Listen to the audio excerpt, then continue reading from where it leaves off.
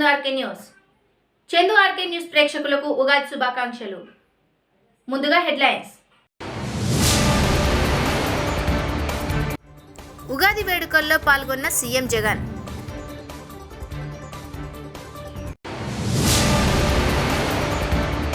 CBSE పరీక్షలు రద్దు చేయండి, అరవింద్ కేజ్రీవాల్.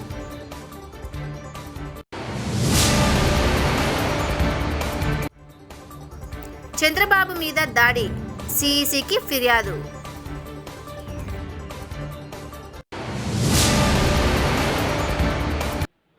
తాడేపల్లిలోని ముఖ్యమంత్రి క్యాంప్ కార్యాలయంలో ఉగాది వేడుకల్లో సీఎం వైఎస్ జగన్మోహన్ రెడ్డి పాల్గొన్నారు.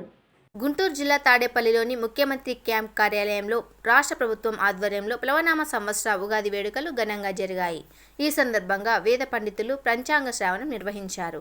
అనంతరం సీఎం జగన్ పండితులను సత్కరించారు. కార్యక్రమంలో దేవాదాయ శాఖ మంత్రి వెల్లంపల్లి శ్రీనివాసరావు, యార్లగడ్డ లక్ష్మీప్రసాద్ తదితరులు పాల్గొన్నారు. ఈ సందర్భంగా జగన్ వ్యవసాయ పంచాంగం ఆవిష్కరించారు. అనంతరం మాట్లాడుతూ ప్రతి ఇల్లు సుఖ సంతోషాలతో కలకలలాడాలి, ఈ ఏడాది సమృద్ధిగా వానలు కురవాలి, కరోనా పీడ శాశ్వతంగా విరగడ కావాలి అని ఆకాంక్షించారు.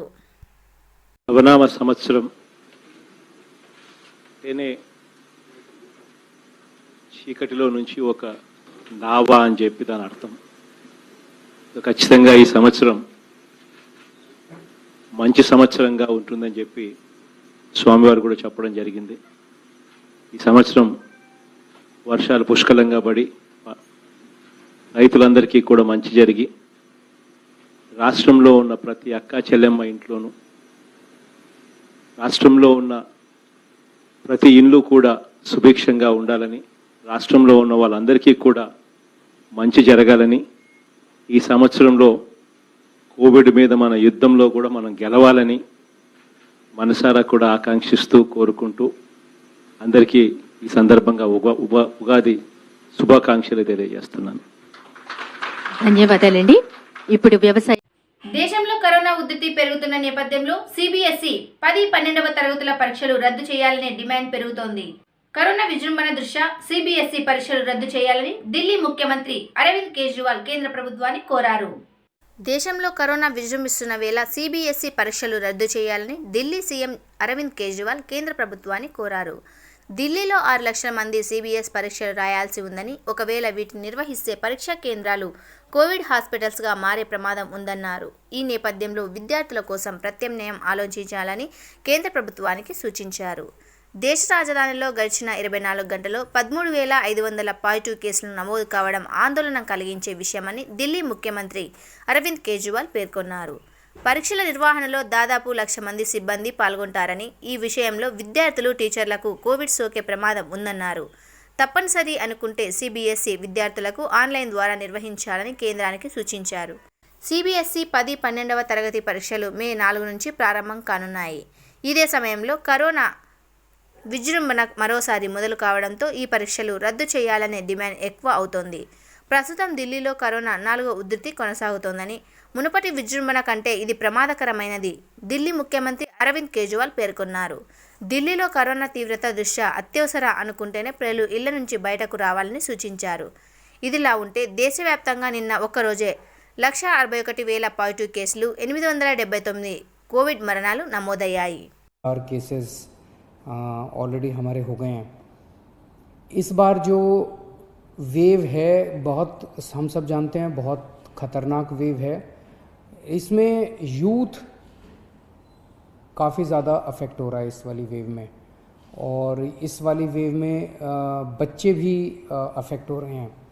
तो सबसे पहले मैं यूथ से अपील करना चाहूँगा, युवाओं से अपील करना चाहूँगा. अभी हमारे पास जो डेटा पिछले 10-15 दिन का डेटा है वो ये दिखाता है कि 45 साल से कम उम्र के जो लोग, जो कोरोना के पेशेंट्स अभी तक आए हैं, उसमें 65% पेशेंट 45 साल से कम उम्र के हैं. तो मैं सभी यूथ से अपील करना चाहूँगा, एक तो आप हमारे लिए, आप देश के लिए बहुत कीमती हैं, हमारे युवा देश के लिए बहुत कीमती हैं, आप लोग अपने परिवार के लिए बहुत कीमती हैं. आपकी ज़िंदगी, आपका स्वास्थ्य, आपकी हेल्थ, आपकी सुरक्षा हम सब लोगों के लिए बेहद ज़रूरी है. इसीलिए मेरी आप सबसे अपील है, मैं समझ सकता हूँ कि आपको, आपके ऊपर अपने माँ बाप की जिम्मेदारी है, आपके ऊपर अपने पति की, पत्नी की जिम्मेदारी है, आपके ऊपर बच्चों की जिम्मेदारी है, आपको घर से निकलना पड़ता है उन जिम्मेदारियों को पूरा करने के लिए। आपको घर से निकलना पड़ता है अपने 2 जून की रोटी कमाने के लिए, अपनी ज़िंदगी चलाने के लिए। लेकिन जब घर से निकलें, एक तो तभी निकलें जब ज़रूरी हो, और दूसरा घर से जब निकलें तो सारे कोविड प्रोटोकॉल्स को फॉलो करें। उसकी बड़ी कड़ाई के साथ आपको उसको फॉलो करना है, मास्क पहन के रखना है, अपनी सुरक्षा अपने हाथ में है। और दूसरा, अगर आप 45 साल से ऊपर की उम्र के हैं तो तुरंत जाके इंजेक्शन लगवा लीजिए। इंजेक्शन सारे सरकारी अस्पतालों में फ्री है, और सरकारी अस्पतालों को हमने, कई सारे अस्पतालों को 24 घंटे हम लोगों ने खोला हुआ है। देख रहा था कई देशों ने, जहाँ जहाँ सेकेंड वेव का प्रकोप आया है, कई देशों ने अपने अपने एग्ज़ाम्स कैंसिल कर दिए हैं। हमारे देश के अंदर कई राज्य सरकारों ने अपने अपने एग्ज़ाम्स कैंसिल कर दिए हैं। मेरी केंद्र सरकार से अपील है कि CBSE के एग्ज़ाम्स कैंसिल किए जाएं। पिछले कुछ दिनों से, और ख़ासकर कल, हमने बहुत बड़े स्तर के ऊपर, जैसा मैंने कहा था कि हम लॉकडाउन नहीं लगाना चाहते, हमारा पूरा प्रयास है कि हेल्थ इंफ्रास्ट्रक्चर जो है वो काबू में रहे। तो कल बड़े स्तर के ऊपर हमने बहुत बड़ी प्लानिंग की, सभी ऑफिसर्स ने और मेडिकल स्टाफ ने बैठ के। तो बड़े बड़े हॉस्पिटल्स के साथ हम बैंक्वेट हॉल्स और होटल्स को अटैच कर रहे हैं, ताकि मान लीजिए किसी अस्पताल के अंदर 100 बेड है और उसके साथ हमने एक बैंक्वेट हॉल अटैच कर दिया, उस बैंक्वेट हॉल में भी 100 बेड है। तो जो थोड़े से कम बीमारी वाले मरीज होंगे उनको फिर बैंक्वेट हॉल में शिफ्ट कर देंगे। अस्पतालों में केवल और केवल सीरियस मरीज ही रखे जाएं।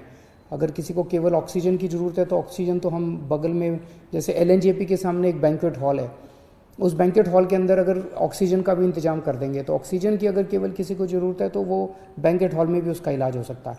तो इस तरह से बहुत बड़े स्तर के ऊपर हम बेड्स की कैपेसिटी क्रिएट कर रहे हैं। कुछ हॉस्पिटल्स को, सरकारी भी और प्राइवेट भी, कुछ हॉस्पिटल्स को हम लोगों ने 100% कोविड डिक्लेयर किया है। मैं इस बारे में मैं सबकी सहयोग की अपेक्षा करता हूँ, सबसे सहयोग की अपील करता हूँ। मैं उम्मीद करता हूँ कि सभी हॉस्पिटल वाले, सभी के मैनेजमेंट और सभी लोग इसमें हमारी मदद करेंगे। मैं समझ सकता हूँ कि जो दूसरी नॉन कोविड बीमारियाँ हैं, अभी भी दिल्ली में केवल ये 14 नहीं है, बहुत सारे हॉस्पिटल्स हैं, लेकिन दिल्ली में अगर किसी जो प्लान्ड सर्जरीज़ हैं अपनी, जैसे मान लीजिए किसी को नी रिप्लेसमेंट कराना है, किसी को, ये महीना, 2 महीना, 3 महीना डिले हो सकते हैं। जो इमरजेंसीज़ होंगी दिल्ली में, उसके लिए अभी भी सफिशेंट कैपेसिटी है अपने पास नॉन कोविड बीमारियों के लिए, कई सारे अस्पताल अभी भी हैं। लेकिन जो प्लान्ड सर्जरीज़ हैं वो ज़्यादा होती हैं, इमरजेंसीज़ कम होती हैं, वो अब हम थोड़ा सा डिले कर लें। दूसरी चीज़, इस टाइम जैसा मैंने कहा कि सबसे इम्पॉर्टेंट हमारे लिए होगा कि हम अपनी अस्पताल की मैनेजमेंट को कितना कड़ाई के साथ हम इसको ठीक कर रख पाते हैं। अगर हमने हॉस्पिटल्स की और हेल्थ इंफ्रास्ट्रक्चर के मैनेजमेंट को ठीक कर लिया तो हम इस वेव को बहुत आसानी के, बहुत अच्छे से हम इसको पार पाएंगे। तो हमने एक और एक्सरसाइज कल से शुरू की है कि एक एक पेशेंट जो हॉस्पिटल्स के अंदर हैं उनको ये देखा जा रहा है कि अगर ये हॉस्पिटल, डॉक्टर्स चेक कर रहे हैं, सभी डॉक्टर्स चेक कर रहे हैं कि अगर वो पेशेंट घर में ट्रीट हो सकता है तो उस पेशेंट से रिक्वेस्ट की जा रही है कि आप अस्पताल का बेड खाली कर दीजिए, आपका घर चले जाइए। घर पे हम घर पे जब आपको भेज रहे हैं तो अपना पल्ला नहीं झाड़ रहे, हाथ नहीं झाड़ रहे, हम घर के ऊपर अंदर भी, आप जब घर जाएंगे आपकी हम कांस्टेंट मॉनिटरिंग करेंगे। हमारे डॉक्टर्स आपको लगातार फ़ोन करते रहेंगे। आप जब घर जाएंगे आपको ऑक्सीमीटर देके भेजेंगे। अगर आपकी घर में बीमारी जरा सी भी गड़बड़ हो गई तो वापस आपको हॉस्पिटल ले आएंगे। तो हॉस्पिटल में, प्राइवेट में भी और सरकारी में भी हम डॉक्टर्स की टीम्स, वहीं लोकल डॉक्टर्स की टीम्स एनालाइज कर रही हैं हर हॉस्पिटल की, कि अगर आपको बेड की ज़रूरत नहीं है तो आपसे रिक्वेस्ट किया जाएगा कि आप घर जाके अपना इलाज करा लीजिए या बगल के बैंक्वेट हॉल में या वो दूसरे होटल में शिफ्ट हो जाइए। इसमें मेरी सबसे रिक्वेस्ट है कि आप डॉक्टर्स की सलाह के मुताबिक उनके साथ कोऑपरेट करें, उसमें ज़िद ना करें, बिकॉज़ हमें पूरी दिल्ली को संभालना है। हमारे लिए हर जान कीमती है, आपकी जान भी कीमती है, इनकी जान भी कीमती है, इनकी जान भी कीमती है, सबकी जान अपने को इस टाइम बचानी है, सबकी स्वास्थ्य की चिंता करनी है। एक दिल्ली के सभी लोगों से मेरी अपील है, पिछली बार जब कोरोना हुआ था आप सब लोगों ने बढ़ चढ़ के प्लाज्मा डोनेट किया था। पिछले 3-4 महीने कोरोना का प्रकोप कम हो गया था, लोगों ने प्लाज्मा डोनेट करना बंद कर दिया, प्लाज्मा की डिमांड भी बहुत कम हो गई। अभी स्टॉक में प्लाज्मा बहुत कम है और डेली प्लाज्मा की बहुत ज़्यादा डिमांड आ रही है। आप सब लोगों से निवेदन है कि अगर आप पिछले कुछ दिनों में बीमार हुए और ठीक हो गए हैं तो आप प्लीज़ आप LNJP में, राजीव गांधी में और ILBS में जाके आप प्लीज़ प्लाज्मा डोनेट कीजिए, ताकि आपके प्लाज्मा से दूसरे लोगों को बचाया जा सके। यही टाइम है जब हमें एक दूसरे की मदद करनी चाहिए। अपना स्वार्थ छोड़ के, चाहे पड़ोसी की मदद है, चाहे दिल्ली में किसी और की मदद है, चाहे देश में किसी की मदद है, हम सब लोग अगर मिल के एक परिवार की तरह, मैं बार बार कहता हूँ ना कि दिल्ली वाले हम सब एक परिवार हैं, अगर हम एक परिवार की तरह काम करेंगे तो हमने जैसे 3 वेव पिछले 1 साल में 3 वेव का मुकाबला किया था, ये चौथी वेव का मुकाबला भी हम सक्सेसफुली कर लेंगे। नमस्कार।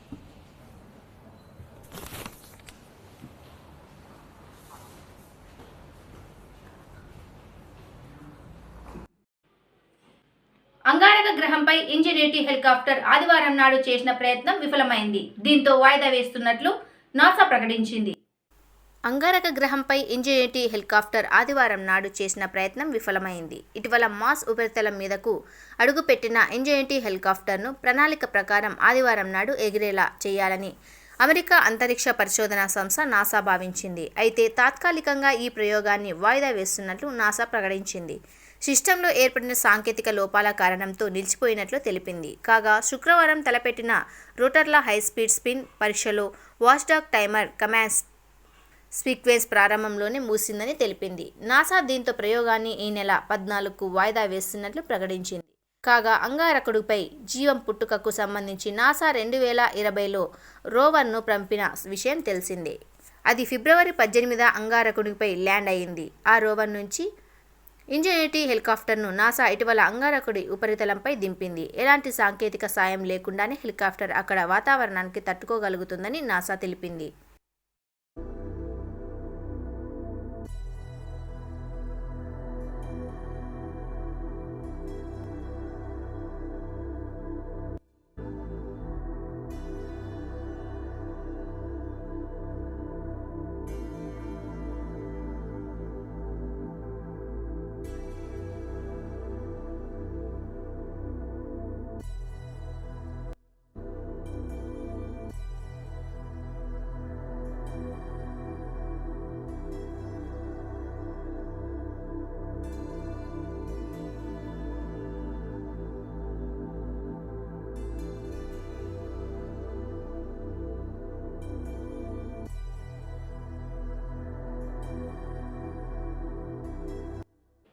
తిరుపతి ఉప ఎన్నికల ప్రచారం సందర్భంగా చంద్రబాబు సభలో జరిగిన రాళ్ల దాడి ఘటనపై తెలుగుదేశం ఎంపీలు కేంద్ర ఎన్నికల సంఘానికి ఫిర్యాదు చేశారు. ఢిల్లీలో సీఈసీతో సమావేశమైన తెదేపా ఎంపీల బృందం తిరుపతిలో కేంద్ర బలగాల సాయంతో పోలింగ్ నిర్వహించాలని కోరారు. పోలింగ్ కేంద్రాల్లో సీసీ కెమెరాలు ఏర్పాటు చేయాలని విజ్ఞప్తి చేశారు. 2 లక్షల నకిలీ ఓటర్ కార్డులు ఉన్నాయని, 2 అదనపు గుర్తింపు కార్డులు ఉంటేనే ఓటు వేసే అవకాశం ఇవ్వాలని కోరారు. ఎన్నికల ప్రక్రియలో రాష్ట్ర ప్రభుత్వంలోని వాలంటీర్లు భాగం కాకుండా చూడాలని కూడా విజ్ఞప్తి చేశారు. పోలింగ్ కేంద్రాల్లో సూక్ష్మ పరిశీలనను నియమించాలని కోరారు. సీఈసీని కలిసిన వారిలో ఎంపీలు గల్లా జయదేవ్, కనకమేడల రవికుమార్, రామ్మోహన్ నాయుడు, కేశినేని నాని ఉన్నారు. ఎక్కడి నుంచి పైకి రాలేస్తున్నారా? యూస్లెస్ ఫెలోస్ రండ్రా చూపిస్తాను.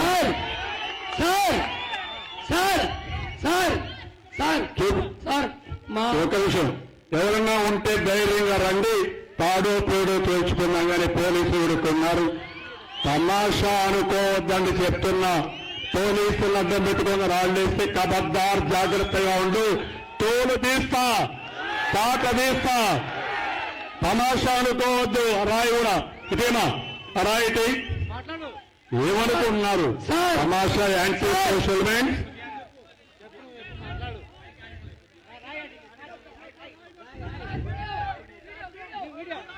చూడండి ఆ రాయి.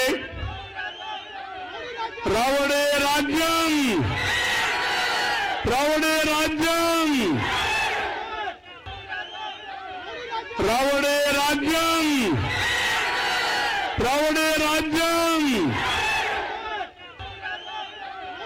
రౌడీ రాజ్యం, రౌడీ రాజ్యం. పురికి పందలు, మీకు రాని వ్యక్తులు మీరు. చూపిస్తాను, వాళ్ళకి తడాకా చూపిస్తా. ఇదేలాగా అనుకుంటే ఏం చేస్తారో చూస్తాను. కరిచేపనా చెప్పరా సార్ ఒక్కసారి. మహారాష్ట్రలో కరోనాను కట్టడి చేసేందుకు లాక్డౌన్ ఖాయమనే సంకేతాల మధ్య అక్కడే పనిచేస్తున్న వలస కార్మికులు భారీ సంఖ్యలో సొంత ఊళ్లకు వెళ్లిపోతున్నారు. మహారాష్ట్రలో కరోనాను కట్టడి చేసేందుకు లాక్డౌన్ విధించాలని వస్తున్న సంకేతాలతో వలస కూలీలు తమ సొంత ఊళ్లకు పయనమవుతున్నారు.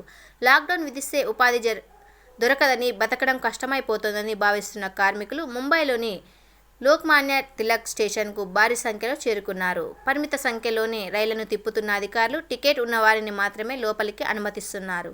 ఈ నేపథ్యంలో భారీ సంఖ్యలో స్టేషన్కు వచ్చిన వలస కార్మికులను పోలీసులు అడ్డుకుంటున్నారు.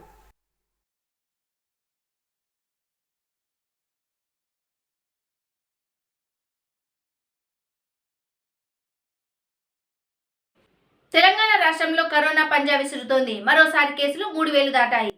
తెలంగాణ రాష్ట్రంలో కరోనా సెకండ్ వేవ్ విజృంభిస్తుంది. గడిచిన 24 గంటల్లో 3052 కొత్త పాజిటివ్ కేసులు వెలుగు చూశాయి. మరో 7గురు మహమ్మారికి బలయ్యారు.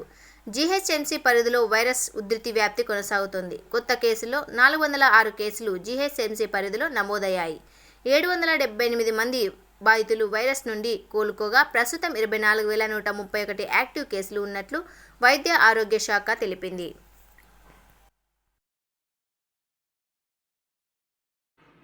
ఈ వార్త ఇంతటితో సమాప్తం. చూస్తూనే ఉండండి చందార్కే న్యూస్.